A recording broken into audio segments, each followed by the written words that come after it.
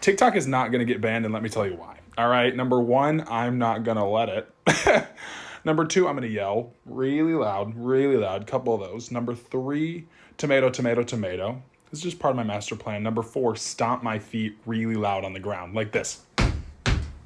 I mean, that's got to do something. Number four, why are you doing that? You know, so that we have. Number five is number six is actually beg and plead, and do that a couple. Say, please don't do that. I feel like if I sat down and had one singular Coors Light with the Supreme Court, we could figure it out. I'd be like, seriously, guys, this whole thing, it's a big deal. What's a big deal? I'm also willing to offer them $5. So if the band's happening on the 19th and the inauguration's on the 20th, like, don't they have to set up? They're going to be spending all of the day before, like, setting up. Aren't they part of the setup? Don't they have other things to do? Push it back. Push the dead. A couple days ago, I asked you guys on a YouTube community poll that if TikTok really does get banned in the US, would you miss it? And the fact that a majority of you guys said no has me thinking, like, what the hell has the TikTok app done to y'all?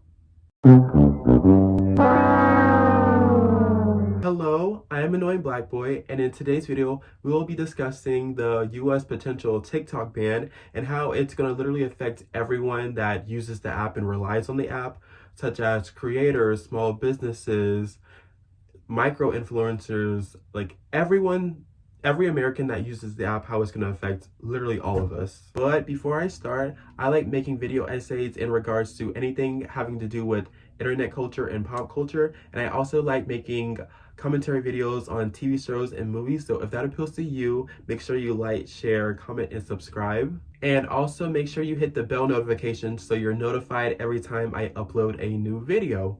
So in this video, I'll be discussing the Vine Def comparison, the TikTok bill, how this will affect small businesses, and very lastly, I'll talk about the TikToker to whatever pipeline. And then very last, I'll share my final thoughts about the whole subject. And I know when it comes to this ban and when it comes to TikTok itself, a lot of people think it's silly and it's not important and it's nonsensical. But what I want you to take into consideration is how impactful this app really is on society as a whole and culture. But also, this app has changed so many people's lives. So just take all that into consideration when talking about this ban, because it is really important. So, in regards to the discourse being made about the potential of TikTok being banned in the US, I've seen quite a few comparisons about the death of Vine. And if you didn't know, everyone should know Vine, but if you don't know, Vine was an American video hosting service where users could share up to 6-second long looping video clips. The company was founded in June of 2012 by these guys, and in January 2013, the app was available for iOS, Android, and Windows. Both Vine and TikTok are video sharing platforms that help change people's lives, especially content creators and musicians. And just to name a couple examples of artists who got popular by using Vine was Shawn Mendes. He posted covers on Vine, and by August 2014, he was the third most followed musician on the app, and he was a part of the social media group the Mackin Boys, if anyone remembers them. My time for 2 or 3 nights, then I put her on pause. Hello from the other side. I belong with you, you belong with me, you're my sweetheart. And when you go to the Vine Wikipedia page, they even use a screenshot from one of Shawn's posts. So the Ethiopian-Canadian singer Ruth B got her start by posting snippets of original songs and cover by using the app. Bells are ringing, Roman cavalry choirs are singing. Hey now, don't dream it's over. I am Peter Pan, I'll never be a man. If you never wanna grow up, take my hand, I'll take you to Neverland. You most likely know her or recognize her from her debut single Lost Boy, or from her song Dandelions that ironically got very viral and popular on TikTok. Just like Vine around 10 years ago, TikTok also has the ability to make small artists or underground artists the next big thing literally overnight by a viral song. Even though TikTok and Vine do share some similarities, they do have a lot of major differences, especially why they're dying or why Vine died and why TikTok might die, at least in America. Well, in TikTok's case, it's a band that's based in America, so it's not typically dying, but the reason Vine shut down completely was because the app couldn't monetize off of itself, and they were competing with YouTube and Instagram as they were getting more and more popular by the years. Around the lifespan of Vine, I unfortunately did not have a phone because around that time I was 12, 13, and I wasn't old enough to get my own job, and my dad wasn't the type of parent to give his kids phones. So I had to wait until I was old enough to get a job, got a phone, but by the time I had a phone and a job, Vine was already dead. And of course, I watch compilation videos on YouTube, but it's not the same as actually having the app and scrolling through the app. So I'm like curious to see like what my feed would have looked like what would have been on my page for Vine. Like I'll never know. The platform lasted from 2012 to 2017, but we still reference iconic Vines to this day. So gone but never forgotten. What are those? They are my Crocs. Hi, I'm Renata Bliss and I'm your freestyle dance teacher.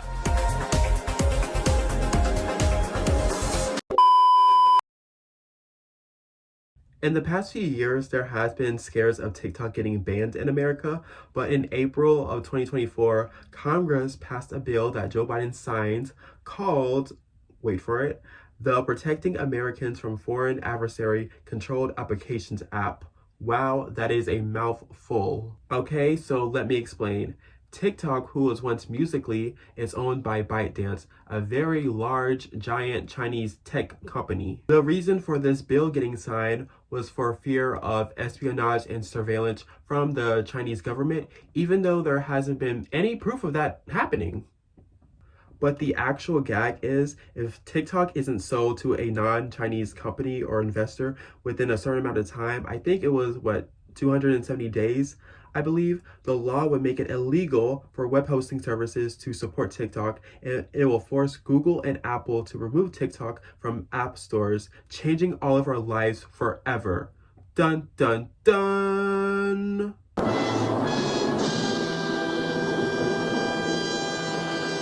Crazy, I know. Crazy, right?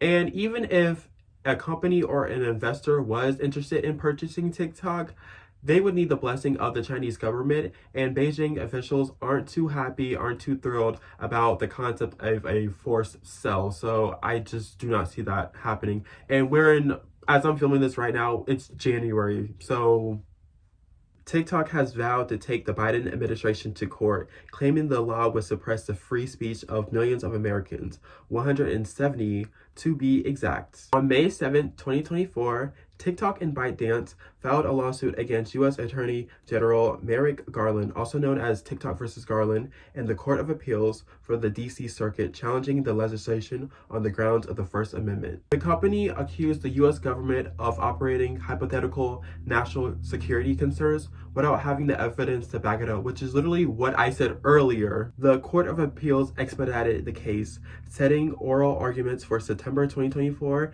and a decision made by December 2024. Oral arguments were held on September 16, but the Court of Appeals rejected TikTok's constitutional arguments, and on December 6, the U.S. Court for the D.C. Circuit upheld the law denying the bid to overturn it. TikTok said they are not going down without a fight. TikTok then said it would appeal to the Supreme Court, and on December 9, 2024, TikTok asked the appeals court to block the law until the Supreme Court could consider the case. But on December 13th, 2024, the DC Court of Appeals denied TikTok's request to delay the ban that's due to go into effect January 19th, the day before a certain man is inaugurated back into the White House. Arguments will be heard by the High Court on January 10th before the ban is supposed to go into action. And speaking of that man, he says that he has a soft spot for TikTok and he wants to save it. Yeah, sure, okay. Besides TikTokers who are a part of the TikTok Creator Fund, I think the group of people that will take the biggest hit to the US ban are small businesses and online businesses, especially those that depend on TikTok to promote their product or their service. Without TikTok, American business owners who depend on the app to market to people lose the opportunity to reach out to new potential customers. I honestly cannot tell you how many times I was just scrolling on my For You page and I just came across this product that was from the TikTok shop. So it really does reaches out to a whole set group of people. Like, it's kind of cool, even though it's low-key kind of annoying. When it comes to using social media to promote your business, Mohammed Rahman, a professor of management at the Purdue University Daniels School of Business, US, had this to say: "We're living in a digital economy, and we're basically relying on technology for all kinds of communication and information. The idea of going back to how business was done before social media likely won't work, primarily because consumers around the world more changed in terms of how we collect information, how we decide on what to buy."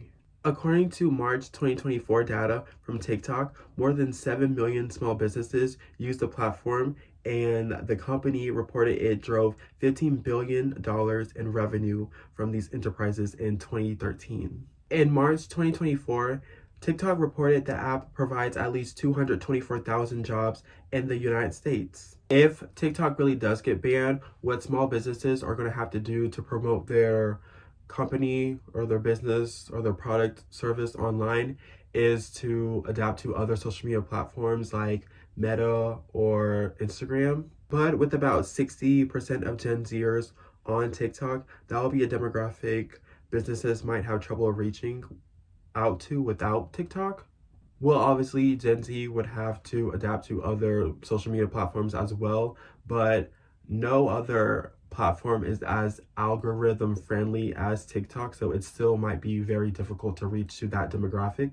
And also, with a potential ban, it will also make it more difficult for independent musicians, artists, producers, writers, authors, and so on to promote their work because, again, other platforms aren't as algorithm friendly as TikTok. Not to mention, we discover so many new artists and songs because of TikTok. To name two personal examples to me is I discovered this great band based in New York named Michelle because of TikTok. So one day, it was like a few years ago, I was scrolling on my For You page and I saw this ad from a music video from the band and I was like, oh, like this song is really good. And I just checked out their YouTube and yeah, the rest is history. Like, I've been a fan of their music ever since. Like, they make great music and I never would have discovered them without the app TikTok. And the song I was referring to by Michelle is called FYO. So it's a great song, great band. I recommend you check them out. I've also got into this music duo called Coco and Claire Claire because their song Pop Star was made to a SpongeBob edit I saw on my For You page. I love that edit and I love that song. They're two best friends from Atlanta and they make music that's kind of like this bed pop baddie vibe. So I recommend you check them out if you're into that sound. Like, they have such great music, such great songs. Please check them out. Please, they're great. Why is Dixie D'Amelio singing about how sometimes she doesn't want to be happy? Why is Addison Rae singing about Diet Pepsi and getting into her Ariel era? Both of those songs, Diet Pepsi and Aquamarine, I love, by the way. And why is Noah Beck starring in a Wattpad movie? Well, I think there's a couple reasons to why this is. I think one reason is they've all gotten to such a point where they're so successful and popular from TikTok that different fields of the entertainment industry were reaching out to them. And to name one example is when Addison Rae starred in the movie He's All That. Love Addison Rae, love the girl, but we all know good and damn well that she cannot act. So it was literally just for them to make money because they knew that her fans were going to watch the movie regardless of how good she was or how bad she was. So I think it's very possible that they just saw the opportunity, was given the opportunity, and just thought, sure, why the hell not? Another reason to why I think a lot of the bigger TikTokers are reaching out to different industries and entertainment is because they don't want to be pigeonholed and only known as that one TikToker and gain irrelevancy. And I also think that there's this negative stereotype and stigma against influencers, like they don't have any real talents, they don't really provide anything to art per se. So I think they want to do different things. They want to sing, they want to act, they want to do all these like different types of things to kind of prove that, hey, I have talent, I have skills, like let me have like a real career. Like obviously like being an influencer is a career, but like when it comes to like the entertainment industry, like really no one takes it seriously. And something interesting that I think is going to happen is if this app really does get banned in America, we might see a lot of maybe, not the Addison Rays or the Charlie D'Amelios or the Noah Becks, like smaller, still very popular, but smaller TikTokers.